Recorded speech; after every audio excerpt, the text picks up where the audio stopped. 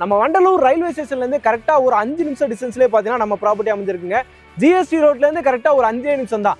இந்த மாதிரி பக்கமான ஒரு பிரைம் லொக்கேஷனில் ஒரு சூப்பரான ஒரு ப்ராப்பர்ட்டி தான் கொடுத்துருக்காங்க. யாருன்னு பார்த்தீங்க அப்படின்னா நம்ம விகா ஹவுசிங்லேருந்து தான் பார்த்துட்டு இருக்கோம். மீரா நகர் அப்படின்ற ஒரு சூப்பரான ஒரு சைட்டுங்க. வண்டலூர் மன்னிவாக்கம் ரோடு எல்லாருக்குமே தெரிஞ்சிருக்கும். நம்ம வண்டலூர் ரயில்வே ஸ்டேஷன்லேருந்து அப்படியே நீங்கள் நேராக உள்ளே போவீங்க, உரக்கடம் போகிற ரோடு உங்களுக்கு வந்து தெரிஞ்சிருக்கும். அந்த ஹைவேலேருந்து ஆன் ரோடு ப்ராப்பர்ட்டி தாங்க. உங்களுக்கு வந்து ஆன் ரோட்லேருந்து கரெக்டாக வாக்கபிள் டிஸ்டன்ஸ்லேயே உங்களுக்கு வந்து நீங்கள் பார்க்கலாம். உள்ளே வர்ற ரோடு வந்து பார்த்தீங்கன்னா நல்லா 60 ஃபீட் ரோடாக நல்லா ஒயிட் ரோடாகவே வந்து கொடுத்துருப்பாங்க. 2 வே ரோடுங்க. உள்ளே வர்றதுக்கும் போகிறதுக்கும் தனித்தனி ரோடாக கொடுத்துருப்பாங்க.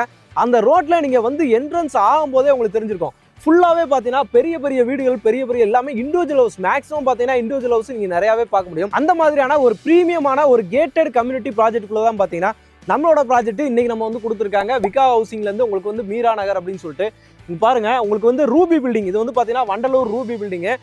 இங்கேருந்து பார்த்தாலே தெரியுது. அதுக்கு